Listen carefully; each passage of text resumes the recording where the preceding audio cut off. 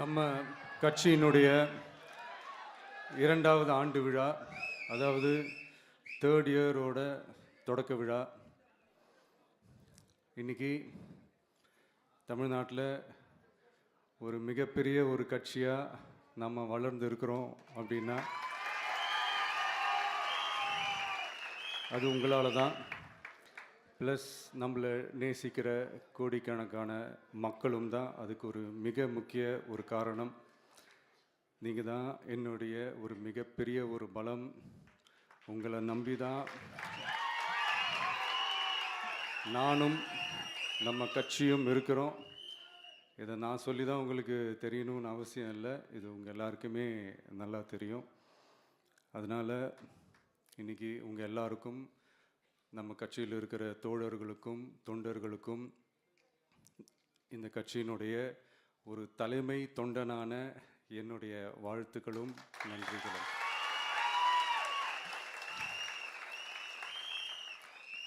அப்புறம் என்ன, மைக்கை பிடிச்சாச்சு, வெடியை கொளுத்தி போட்டுருவோமா?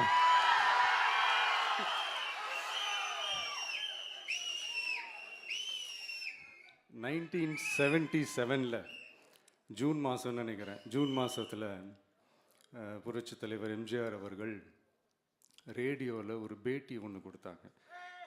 அதில் பேசும்போது சொன்னாங்க, பேரறிஞர் அண்ணா அவர்கள் இருந்த இடத்தில் இப்படிப்பட்டவர்களும் அமர்கின்ற ஒரு நிலைமை ஏற்பட்டுச்சேன்னு எண்ணி எண்ணி கண்ணீர் வடித்தேன். அன்னைக்கு அந்த கண்ணீரை துடைக்க ஆரம்பித்த இயக்கம் தான் அண்ணா திராவிட முன்னேற்ற கழகம்னு சொன்னார். அதே மாதிரி 2017க்கு அப்புறம் 2021க்கு அப்புறம் தமிழ்நாட்டுடைய நிலைமையை பற்றி யோசித்து பார்த்த நம்ம தமிழக மக்கள், காமராஜர் அவர்கள் இருந்த இடத்தில், அண்ணா அவர்கள் இருந்த இடத்தில், எம்ஜிஆர் அவர்கள் இருந்த இடத்தில் இப்படிப்பட்டவர்களும் அமர்கின்ற ஒரு நிலைமை ஏற்பட்டுருச்சேன்னு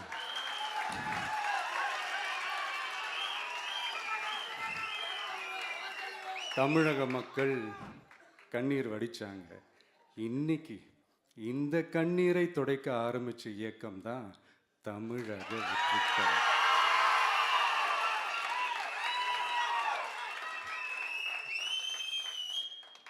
இப்படியெல்லாம் நம்ம பேசுறதுனால கண்டிப்பாக சில பேர் கொந்தளிப்பாங்க. அது பற்றிலாம் நம்ம கவலைப்படக்கூடாது. ஏன்னா கொந்தளிக்கிறது தான் அவங்களுக்கு வேலையே. புரிஞ்சுங்களா அவங்களுக்கு? ஏன்னா எம்ஜிஆர் அவர்கள் கட்சி ஆரம்பித்தப்போ, ஏன் அவர் ஜெயிச்சதுக்கப்புறம் கூட சட்டசபையில் கூட ஏதோ ஒரு நடிகர் கட்சி வந்திருக்குதான், ஏதோ ஒரு புதிய கட்சி வந்திருக்குது, புரட்சி தலைவர்னு ஒருத்தர் வந்து, இப்படியெல்லாம் கேலியும் கிண்டலுமா. அதனால் யார் அரசியலுக்கு வந்தாலும் இப்படி கொந்தளிக்கிறது தான் அவங்களுடைய வேலையே. அப்படி தான் நாம் அரசியலுக்கு வந்ததுக்கப்புறம் கூட இந்த விஜய்க்கு என்ன அனுபவம் இருக்குது, எம்ஜிஆர் அவர்களுக்கு எவ்வளோ அனுபவம் இருக்குது தெரியுமா? 52லேருந்து 72 வரைக்கும் அந்த 20 இயர்ஸ் திமுகவில் இருந்த ஒரு அரசியல் அனுபவம் எவ்வளோ இருக்குது தெரியுமா? விஜய்க்கு என்ன பெரிய அனுபவம் இருக்குதுன்னு கேட்டால் அதே வாய் தான் அன்னைக்கு எம்ஜிஆர் அவர்களை பார்த்து, அன்னைக்கு எம்ஜிஆர் அவர்களை பார்த்து, அரசியல் அரிச்சுவடி தெரியாதவர், கவர்ச்சியை மட்டுமே நம்பி இருக்கிறவர், அட்டக்கத்தி, வாய் விளம்பர வள்ளல், இவருக்கு கேள்வி மட்டும்தான் கேட்க தெரியும், பதில் சொல்ல தெரியாது, நிருபர்களை சந்திக்க மாட்டார், டெல்லியை வகச்சிக்க மாட்டார், மேலே இருந்து அவருக்கு அவ்வளோ ப்ரெஷர் இருக்குது, அப்படி இப்படின்னு சொன்னதும் அதே வாய் தான். அதனால் எம்ஜிஆர் அவர்களை மட்டும் இல்லை, அவருடைய தொண்டர்களை கூட விட்டு வைக்கலை. அது என்னது, இந்த பளபளப்பு ஜொலி ஜொலிப்பை பார்த்தா பல்லிழிப்பவங்க, இப்படியெல்லாம் கிண்டலும் கேலியுமா, இது எல்லாம் மக்கள் ஒரு மாதிரி சைலண்ட்டாக வாட்ச் பண்ணிக்கிட்டு என்ன பண்ணாங்கன்றது உங்களுக்கே நல்லா தெரியும். அவர் ஜெயிச்சதுக்கப்புறம் இந்த அரசியலில் பழந்துன்னு கொட்டை போட்ட அனுபவிச்சாலையும் இருப்பாங்கன்னு சொல்லுவாங்கள்ல, அவங்க எல்லாருக்குமே அந்த கோட்டைன்றது ஒரு பகல் கனவாகவே மாறிடுச்சுன்னா பார்த்தீங்க. 77 மாதிரியே இப்போவும் அந்த பழைய தேஞ்சி போன, துருபிடிச்சி போன, நஞ்சு போன அதே அந்த பழைய வெப்பனையும் இப்போவும் கையில் எடுக்கிறாங்க. அதனால் மை டியர் ஜென்டில்மேன், டெக்னாலஜிலாம் வளர்ந்து வேற எங்கேயோ போயிட்டுருக்கு. அட்லீஸ்ட் உங்கள் டெக்னிக்கையாவது கொஞ்சம் மாற்றுங்க பாஸ்.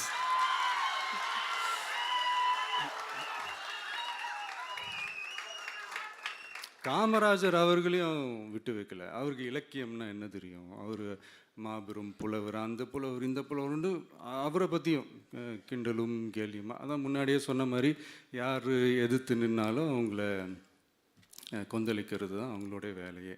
ஸோ இப்படி அவங்க பண்ணுற தப்பெல்லாம் நம்ம எடுத்து சொன்னால், அவங்க பண்ணுற அட்ராசிட்டியை பற்றி நம்ம எடுத்து சொன்னால், அவங்க பண்ணுற அந்த ஊழலை பற்றி தான் நம்ம எடுத்து சொன்னோம். முக்கியமாக நாம் அதை எடுத்து சொன்னால் 50 வருஷத்துக்கு முன்னாடி இருக்கிற அதே தகர டப்பாவை எடுத்து உருட்ட ஆரம்பிச்சிருவாங்க.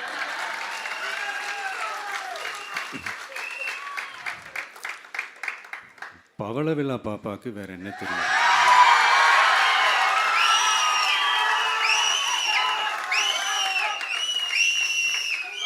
பழைய டப்பாவை உருட்டதானே தெரியும். அதுக்காக நாம் அவங்க பண்ணுற தப்பெல்லாம் சொல்லாமல் வெளியே சொல்லாமல் இருக்க முடியுமா? சொல்லுவோம், சொல்லிக்கிட்டே இருப்போம். நம்மளை தவிர யார் அவங்கள ஏற்று நின்று கேள்வி கேட்கறது? யாருக்கு அந்த தில் இருக்குது?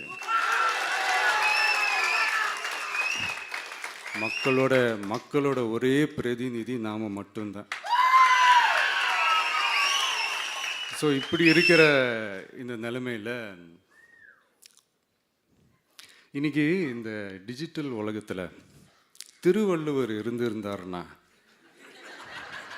இந்த தீய சக்தியை பற்றி என்ன திருக்குறள் எழுதியிருப்பாரு? ஒரு கற்பனையா, அநீதி, அராஜகம், தில்லுமுள்ளு இவையெல்லாம் திமுக முதற்றே உலகு.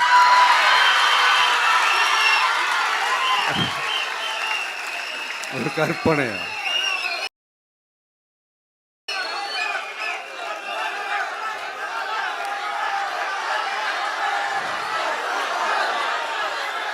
அநீதி, அராஜகம், தில்லுமுள்ளு இவையெல்லாம் திமுக முதற்றே உலகு.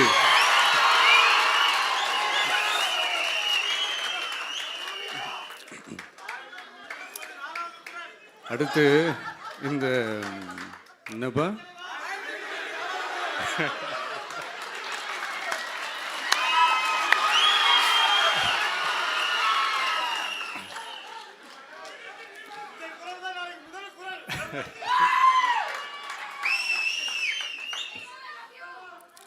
அடுத்து இந்த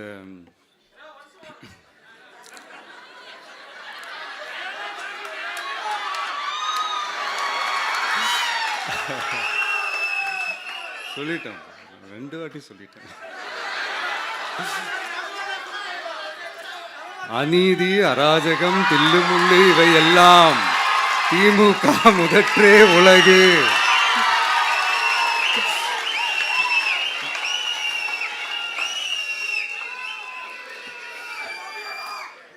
அடுத்து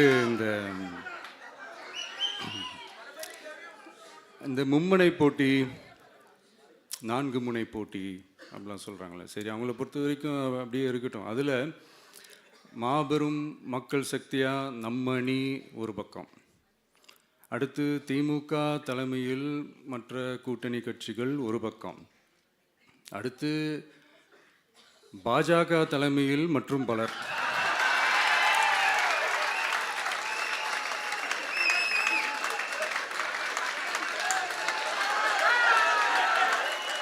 என்னப்பா சிரிக்கிறீங்க? உண்மையை தானேப்பா சொன்னேன்.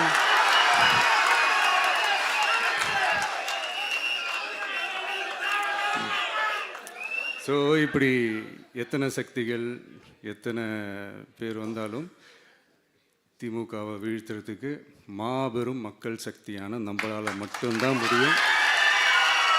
நம்ம டிவிகேவால் மட்டும்தான் முடியும். ஸோ இப்படி இருக்கிற இந்த நிலைமையில் ஏய் விஜய் வீட்டு விட்டு வெளியே வா, ஏய் விஜய் வீட்டு விட்டு வெளியே வா, இப்படியெல்லாம் கேட்கும்போது எனக்கு எப்படி அது தோணுதுன்னா, ஐயோ இவங்க ஒவ்வொரு வீட்டில் இருக்கிற ஒவ்வொரு விஜயும் இவங்க கூப்பிடுற மாதிரியே எனக்கு தோணுது.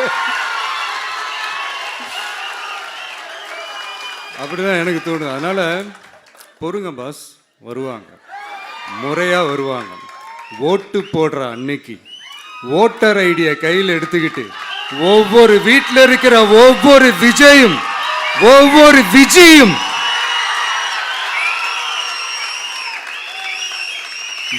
பூத்தா காலையிலேயே வந்து நிப்பாங்க பாருங்க. அன்னைக்கு தெரியும் பாருங்க, ஏண்டா இந்த விஜய கூப்பிட்டோம்னு.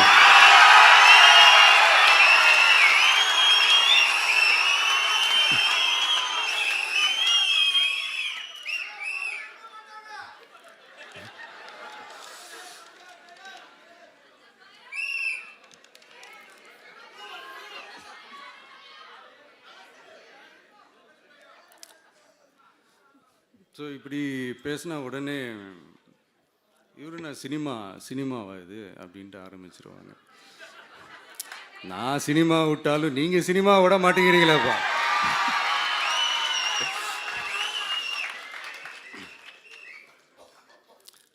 அப்புறம் இன்னொரு ரீசெண்டாக அந்த ஒரு விஷயம் போயிட்டுருக்குல்ல, இந்த கருத்து கணிப்பு.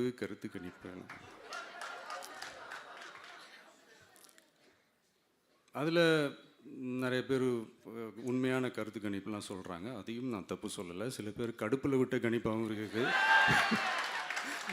அதையும் நான் தப்பு சொல்லலை. இந்த கடுப்பில் விட்ட கணிப்பாளர்களுக்கு நான் சொல்லிக்கிறது என்னென்னா, ஒவ்வொரு ஊராக தெருவா வீடு வீடாக போய் நீங்கள் அந்த கருத்து கணிப்பு எடுத்து பாருங்கள். ஒவ்வொரு வீட்லேயும் டிவிக்கு இருக்கிறத நீங்கள் பார்ப்பீங்க.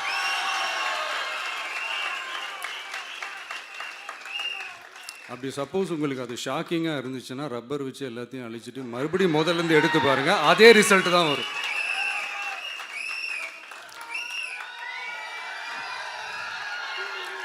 இது என்னப்பா லாஜிக்கு, அது எப்படி எல்லார் வீட்லேயும் டிவிக்கு இருக்கும் அப்படின்னு நீங்கள் கேட்டிங்கன்னா, ஒரு சின்ன சாம்பிளுக்கு ஒரு சின்ன டெஸ்ட் ஒன்று பண்ணி பாருங்களேன். நம்ம சிஎம் சார் இருக்காங்கள்ல, ஸ்டாலின் சார், ஒரு 2 இயர்ஸ் பேக் இருக்கும்னு நினைக்கிறேன். ஒரு மேடையில் பேசும்போது சொன்னாங்க, இந்த மாதிரி என்னோட கட்சிக்கு அவங்களுடைய கட்சிக்காரங்க சில பேர் பண்ணுற அட்ராசிட்டி, ஒரு சில மந்திரிகள் பண்ணுற சில அட்ராசிட்டிஸ்லாம் பார்த்து ராத்திரியில் எனக்கு தூக்கமே வரமாட்டேங்குது அப்படின்னு ஒரு 2 இயர்ஸ் பேக் இருக்கும்னு நினைக்கிறேன். அந்த வீடியோ கூட இருக்குது. அப்படி இருக்கிற அவர் என்னைக்காவது ஒரு நாள் அசந்து தூங்குவார்ல, அப்போ அவர்கிட்ட போய், சார்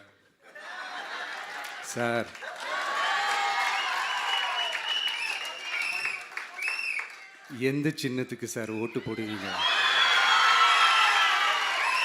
அப்படின்னு கேட்டு பாருங்க. விசில் சின்னத்துக்கு தான்.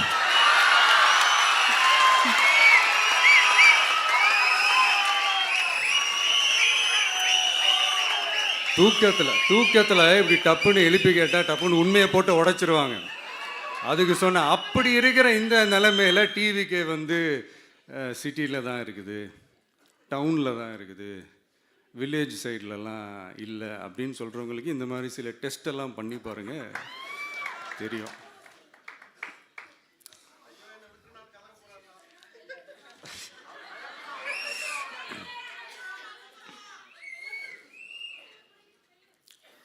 விசில் சின்னம் போகாத ஊரே இல்லை. விசில் சின்னம் எங்கெல்லாம் இருக்குதோ அங்கெல்லாம் டிவிக்கே இருக்குதுன்னு அர்த்தம். என்னுடைய அம்மா, அக்கா, தங்கைகள், அண்ணன், தம்பிகள் டிவிக்கேக்கு ஓட்டு போடுறத யாராலையும் தடுக்க முடியாது.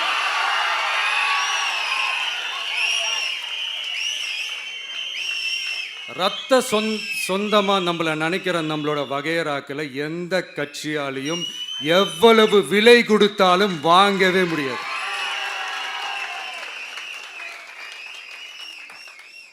நான் ஓவர் கான்ஃபிடென்ஸில் பேசுகிறேன் அப்படின்லாம் நினைக்காதீங்க. இதுதான் கள நிலவரம், கள யதார்த்தமும் இதுதான். தீய சக்தியை வீழ்த்துறதுக்கு தூய சக்தியான நம்மளால் மட்டும்தான் முடியும். இந்த 2026 சட்டமன்ற தேர்தலில் டிவிக்கே தான் மக்களோட ஒரே ஆப்ஷன். Otherwise no diversion.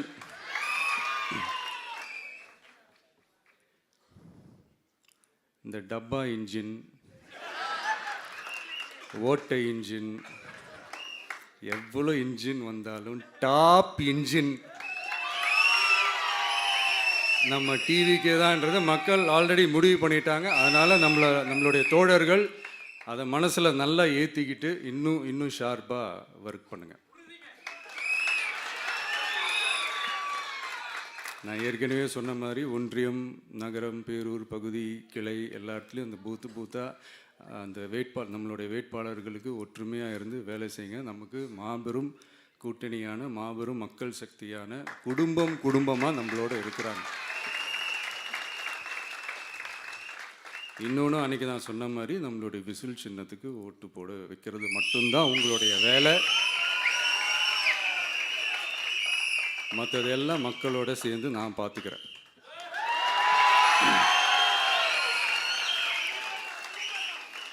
தமிழ்நாட்டோட அரசியலில் தி விசில் ப்ளோயர் இஸ் டிவிகே.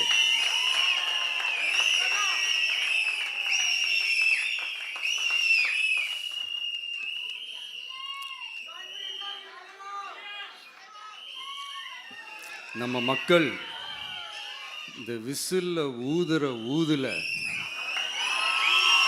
இந்த தீய சக்தியும் இந்த ஊழல் சக்தியும் தெரிச்சு ஓடணும். எப்படி தெரிச்சு ஓடணும்? அன்னைக்கு சென்ட் ஜார்ஜ் கோட்டையில் டிவிக்கு ஆளும் கட்சியா எழும்.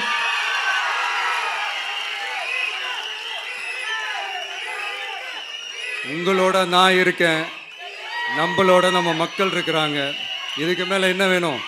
கான்ஃபிடென்ட்டா இருங்க, நல்லதே நடக்கும், வெற்றி நிச்சயம்.